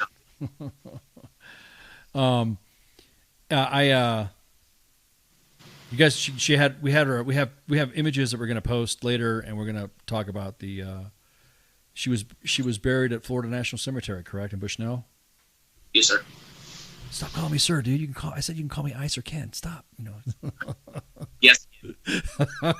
Waited freaking almost 30 years to be called by my name. You also call me sir and sergeant major and blah blah blah. We got pictures and video of the service. Very awesome service. We're gonna post that later. It's gonna be on the timeline, and then we're going to we're just gonna again to continue to memorialize. Is there anything that we could do as far? Is there going to be a fund, a foundation? Is there anything that we can do to help donate? Even to what's her son's name? Is her little boy's name? Liam. Liam. That's what I thought. Is there going to be anything done for Liam? I mean, anything we could do to help pitch a foundation or college fund or what do you guys got planned? Honestly, we're leaving that one up to the sisters. Yeah, to the blood family. We feel like that's, as much as we want to do all that stuff, we feel like that's just not our call. We feel like that is more of a family decision as far as how they want to handle all that. I think they have a plan, but I don't want to speak for them. That's okay. That they're going to be part of this multi-part series, so that's going to be. I would just, again, you guys, if you need anything about that or anything, you could reach out for us to just let us know. We'll be more than happy to populate that. We got a few followers, so I mean, I'm pretty sure the word will get out pretty quick. Yeah. Is there anything that the unit has done? Has there been any memorials for them, for her? Have they done one already or planning on one yet? As far as our unit? Correct. Did the organization do one? The reason why I asked is because I'd like to get some media or some videos or some pictures so we could use that too if the unit has done a memorial service or anything. No. I mean, like I said, they've been very supportive of us. But they haven't, I feel like they're just not trying to overstep their boundaries, honestly. But no, they haven't done like a memorial or anything like that for her. A lot of people in our unit did love her and they knew her because we would bring her to work sometimes. But, right. They all thought she was Josh's wife. Yeah. It's funny. Meanwhile, Josh was like playing matchmaker between you and Blake, right? So you're just trying to get that, trying to get that hookup. Daytona Beach, man, I'm telling you. It was the most magical place on earth. I hear you, man. Boy, I got some magical places for me too. Yeah. Someone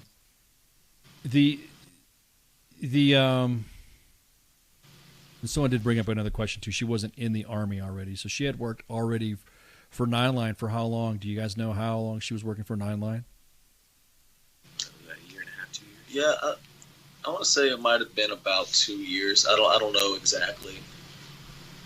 And then she left that organization and went to work for, what was that other organization she was working for? Blue Force Gear. Blue Force Gear. Okay. And they've been supportive as well. Have they? Yeah, Blue Force Gear. They have been amazing. They have reached out to both Josh and I, their coworkers. They've been great. They even gave us a tour of her office. They gave us.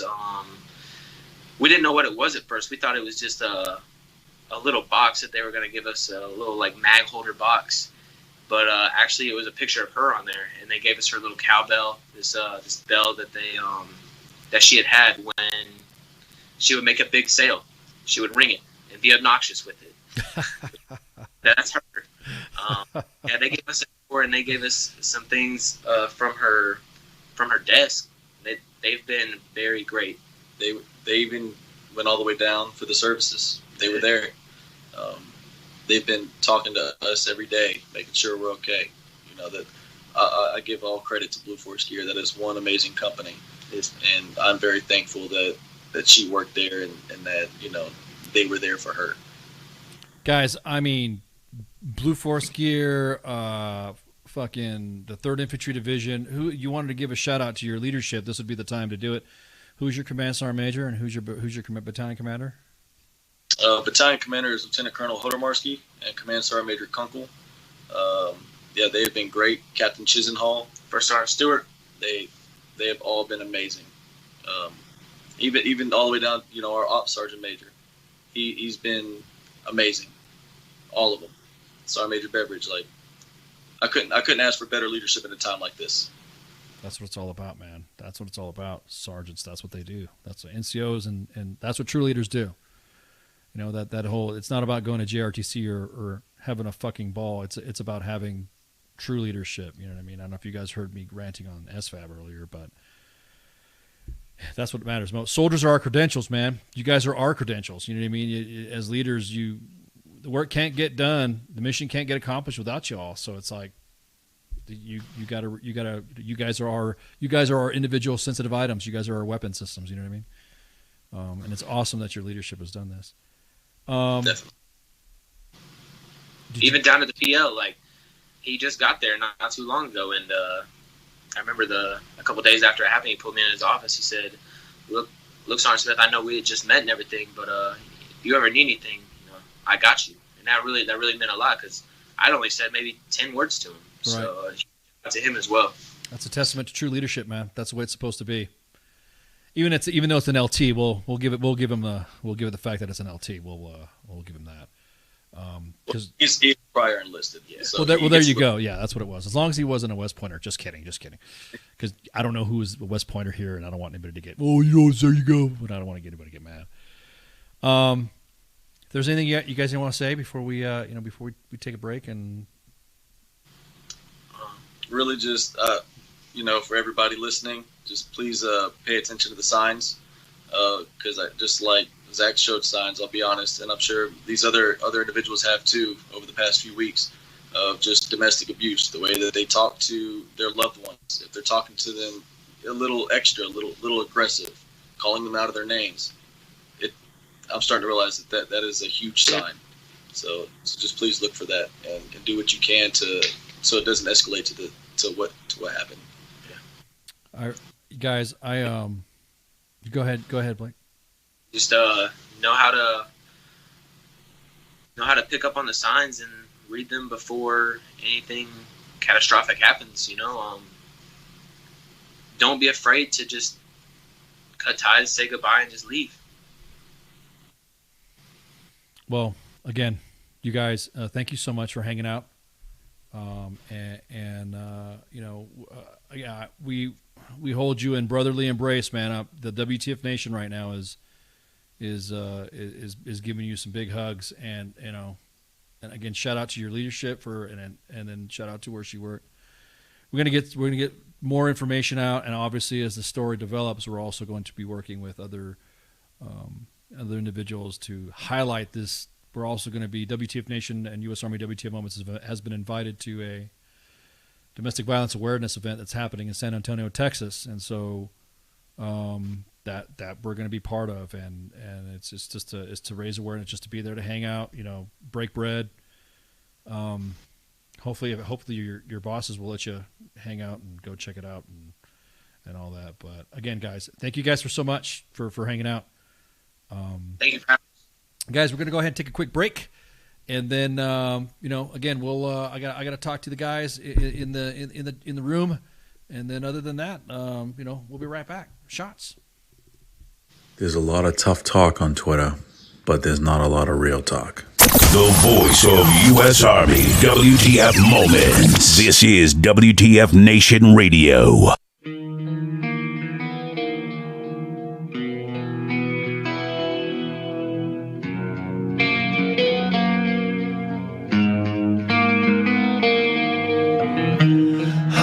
for another taste. You stumble around the time you waste, and your table's overturned. Sooner or later you crash, then you burn. I think I wanna die tomorrow. And are you gonna be with me?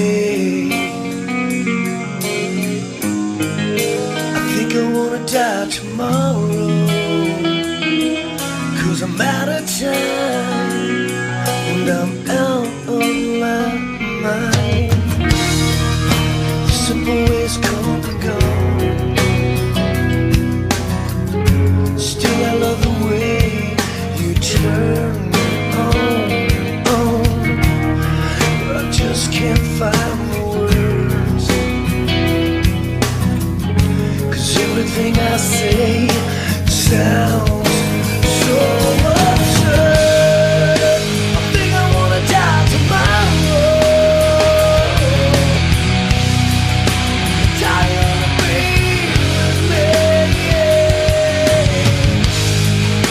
I think I wanna die tomorrow, 'cause I'm out of time and I'm out of my mind. But it's so embarrassing. It's so embarrassing. And it's so embarrassing that I can't let go.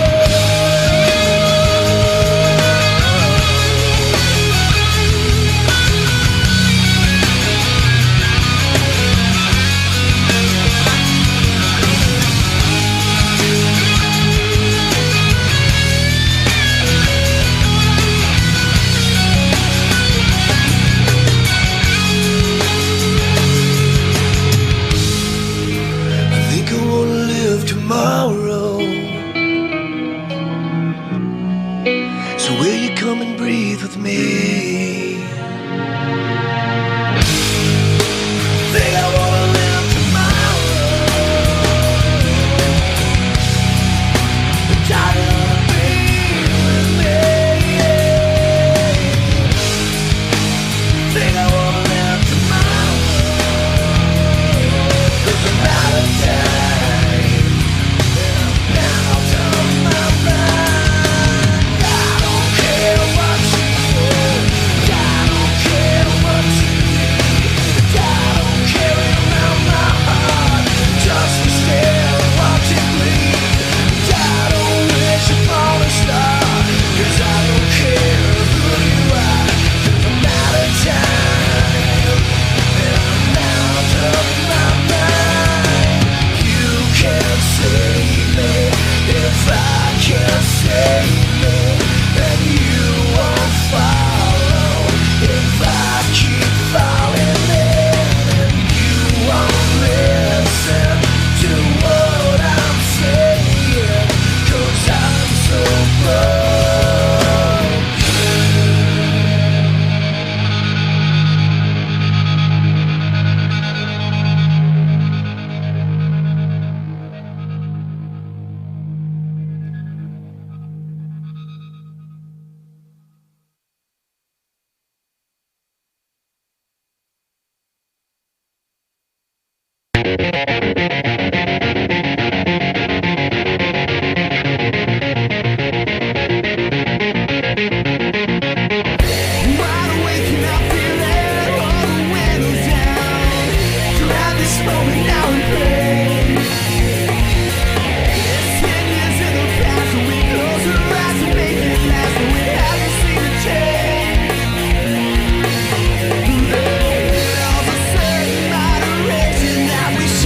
But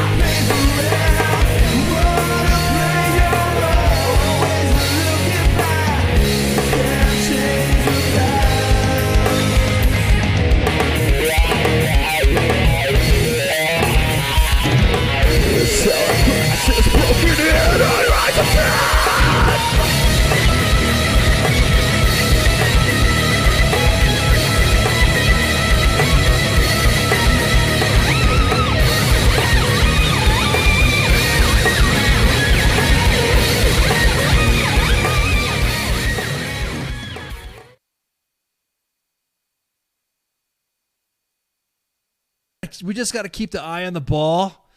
I don't want to sound like a fucking TikTok video from like One Punch Dad, but you got to stay focused, guys. We're here to memorialize Madalyn, and what we don't want to do is remove the memory of Maddie just by fucking petty arguing, and that's just not the way it's going to be. Well, not on my watch. I will at the end of the series. Don't get me wrong. There will be some fucking reckoning on the other individual in this, and that's why I think I'll have some fucking friends lost and people unfollows and all this other stuff, and I could give two shits because that's been kind of like my life lately. It's I'm used to it. Ghost me, motherfuckers. I don't care. Again, it's all about memorializing Madalyn. The next few weeks is going to be pretty fucking busy for WTF Nation. We have a lot of guests that are now hitting the chats. I've kind of finished. I've got a little pause in my travels a little bit, and there's other veteran and military news happening. There was no shit. There's no lie that I'm going to be down in San Antonio towards the end of August to do an event to raise awareness of domestic violence, I will more than likely do some on-site quick videos. I'll probably do some couple of pics. I know the social media team is going to be busy as hell posting all that stuff and getting to work, but you'll see me just pop right on the main page or WTF Nation Radio to shoot the shit. It's going to be again. It's going to be this next month is going to have a lot of fucking meaning for me because the anniversary of the withdrawal of Afghanistan is coming up. I know for the Psychological Operations Regiment, and personally, it's taken a hit, and so next month is I'm probably going to be pretty pissed off and having some pretty long monologues on a lot of the shit that's happening. I know the Monday edition is going to be talking about Congress not voting for the fucking burn pit legislation, which I'm fucking fuming. Everyone should be on the same line when it comes to this. Everyone should be on the same. There should be no partisan bullshit when it comes to taking care of our veterans, but yet our elected officials have decided to fucking do that. Pick politics over bullshit. Looking veterans in the eye and say, we're going to get this passed, as Jon Stewart said earlier, and we're going to post a lot of media about this pretty soon over the weekend. The TL on WTF Nation Radio is going to get you pretty pissed off because these are the individuals that say they support the troops. They said that we support veteran legislations. All this shit here, all our politicians are showing their ass. You can throw your whatabouts and all this other crap, whatever. I'll say this, that the lack of leadership within the administration has pissed me off to no end when it comes to taking care of veterans and military issues. I could give two shits what fucking new vehicle is coming out. I don't give a crap about the F-35. I don't give a shit how many HIMARS and MLRSs are going to Ukraine. I just want to know why our soldiers are still living in the fucking barracks with mold, how our housing's still fucked up with mold, why are our women veterans and our women service members being subjected to this bullshit, and why did Congress not vote for this fucking burn pit legislation? So the next month is going to be, and I just got off the phone while I was on break talking to Scott Mann, who's talking about we're going to be doing some discussion. We might bring back the Elegy of the Green Beret video to post it right back up. That was a joint project, messaging efforts that we did with Scott Mann. I'm also going to be working with individuals out in, I'm going to be all over the fucking place, basically. Yeah, exactly that. They only give a shit about the money train. So stay tuned. I really don't care about what your feeling is on whatever partisan bullshit you want to throw up when it comes to this stuff. Just remember that those that say, you don't care about vets, you could go ahead and look at your elected officials, because some of them that you fucking voted for just out of spite of principle, because you didn't like the other guy or you didn't like the current guy, you're fucking doing yourself a disservice. And your brothers and sisters. That's just me. Front desk, do we got anything? Do we got any cut sheet? Do we got any notes? We got anything? CQ. Let me tell you what happened with CQ. CQ was trying his damnedest. If you guys have not paid attention to the socials, especially on Twitter with WTF Nation Radio's Twitter account, CQ has been out and about busy. Busy as shit. I mean, in a way, I kind of like, I got to be careful what I say with CQ when he says, hey, boss, I'm going to go out and do some shit. You're cool with that? Do you think it'd be cool with the, yeah, go for it, man. Go for it. He goes all out. He goes all out. Goes to all the cons, hits all the fucking guest stuff. It's one of those things where you're fucking just like, holy shit. Damn. You're busy. So he wasn't able to do Pop Culture Warrior because he was in transit from where one of his events. Flying out of Atlanta, I think he was. Had some cool pics to show too. So that's why there was no Pop Culture Warrior on Tuesday. And also to highlight the fact that CQ, the WTF Nation Wounded Warrior Project, I like to stick a WTF Nation plug in there. Hang on.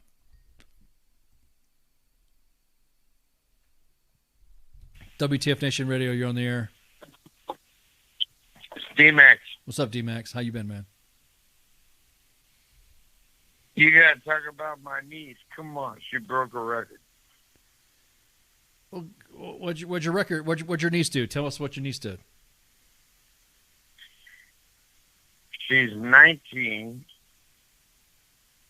13 Bravo or 12 Bravo.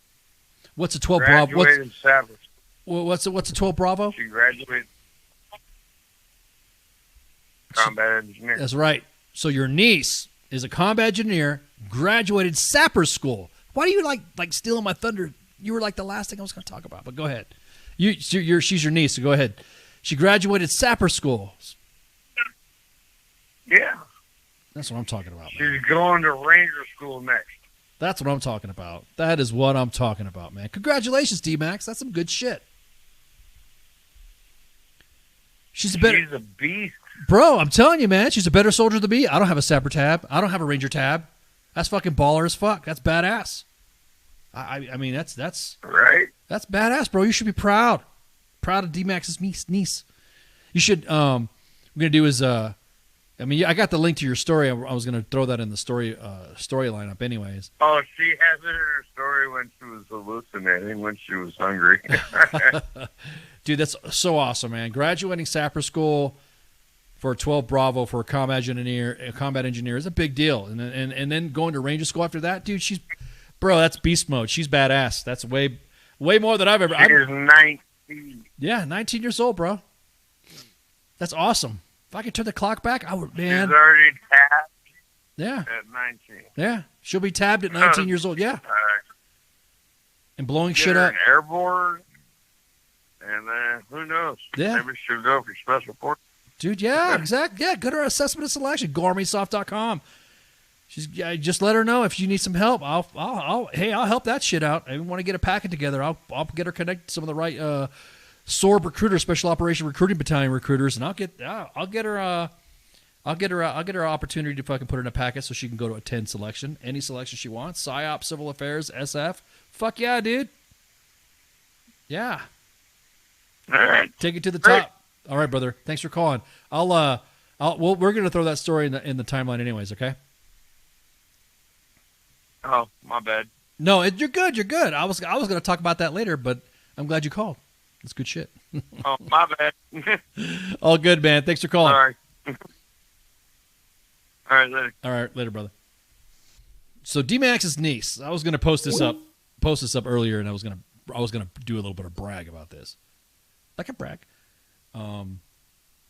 So along with bragging about CQ, the reason why he was out and about was because he was attending a screening of and participating in the Family Feud with the Wounded Warrior Project. So we're excited. Can't wait to see that episode. So yes, the WTF Nation and the Wounded Warrior Project are all going to be all over them screens. I love it. You can't escape us. You can't escape the WTF Nation. We've got CQ out there on the Family Feud. We've got all of our other teammates out there doing some awesome stuff. So let me pull up this. Let me pull up this thing from D-Max. D-Max had and let me. Whoa, that's a little blind there. Let me. So she is a guard member. Now let me put up these graphics here. That way you can see her. Again, way better than me to do sapper school. Way better than me to go to Ranger school because I ain't got either tab. And that's pretty baller. That's pretty badass. It's gonna set her, and she's only 19. Set herself above her peers. I like it. I like it to brag because it's I've known D-Max for a while, and she's I guess she's Arnie's too. How about that? I could say that, right? So let me get that awesome picture up there. This is so cool. This is so awesome. I know D-Max is a proud uncle. There we go. There's a picture of her. So 19-year-old female combat engineer with the 898th Brigade Engineer Battalion, 81st Stryker Brigade Combat Team. On July 1st, 2022, became the youngest female to graduate. The youngest one. Wow. The youngest female graduate of the Sapper Leaders Course. Also the first enlisted female and overall second female in the Washington Army National Guard, and just the 8th enlisted female to complete. Man, she's badass. One of the most challenging and difficult schools the Army offers, the 28-day course at Fort Leonard Wood, Missouri, is designed specifically for combat engineers and trains in leadership skills with the wide range of subjects as mountaineering, rappelling, demolitions, and obstacle breach killing. Ooh, killing? I should say clearing. Sorry. And amongst other, and it's a tough course, of course. It's got a high dropout rate, just like Ranger School. So, Specialist Clark, congratulations on and of course your teammate there. Congratulations on this accomplishment. And she's gonna go to freaking. Ooh, snap! Damn, I already see the hate. We got Coach Joe in the chat saying she's already done more than Sergeant Major of the Army Chandler did in his entire career. Oh boy. Ooh, loaded. Ooh, spicy. That's ooh, Lord. Oh, that's spicy there. Oh, Coach Joe just throwing that spice up. So congratulations. That's so awesome. We're gonna post that on the TO anyway. So, but I was gonna discuss that as one of the last things because it was an idea and the fact that she was like the youngest to graduate Sapper School and gonna go to Ranger School at 19. That's just badass. That's what it's all about. When you're young, go out there and get it. Go out there and get it. So, with that, I just want to thank. I so much want to thank the family of Madalyn and Josh and Blake for coming on. Talk about the story again. This is a multi-part series, so the next one might be on Saturday. I need to confirm that. And then, it's going to be, like I said, it's going to be a multi-part series, and this is the first part of the series. So then the next, you'll see episode 2 of this series to discuss that. So we'll be talking about other stuff too, and also we got to collect notes and all that. But again, thank you guys and gals for hanging out. We definitely appreciate you guys for shooting the shit, and again, thanks so much. Make sure you tune into. Wait, I don't think we have Friday Night Freedom this week. I don't think we do. I don't think we have it this week. Wait, do we? I don't know. Well, I just check. I don't know. We'll see. You'll see the post. If we have Friday Night Freedom, I gotta check my notes. This was a kind of unscripted day I went today, so of course Monday edition with myself and Shipwreck. Tuesdays, Friday Night Pop Culture Warrior. Friday Night Warrior. Pop Culture Warrior with Michael Cotascio as CQ and the voice of the Unpop Cultured Radar. That's right, not this week. That's right. And then Wednesday's a day off, and then Thursday Sergeant's Time with myself and Spanky. I think she'll be back again. I don't know. She's been out and about traveling. And then Friday Night Freedom with Cause and Pooks. But like I said, no show this week. But again, stay tuned. Share, like, and follow all the follows and all the shares and all the platforms. Again, we have right now we're currently broadcasting on Twitter, 2 Facebook pages at WTF Nation Radio and U.S. Army WTF Moments. We're also on YouTube. And then on Twitch. We're on Twitch. Trying to get that Twitch audience, because that seems to be where a lot of people are starting to hide out and do their thing now. So it's kind of like, Anyhow. Or there might be a Friday. There might be a Friday show, and we might be fabulous that night or something. Who knows? We'll see. Depending on the moods. All right. So thanks for hanging out, and appreciate you guys, tuning in. And I appreciate you guys' good behavior in the comments, by the way. And other than that, shots. Hey, this is SEAC retired John Wayne Troxel. You're listening to WTF Nation Radio, the station of choice for all of the badass MFers on the planet. The voice of U.S. Army, WTF Moments. This is WTF Nation Radio.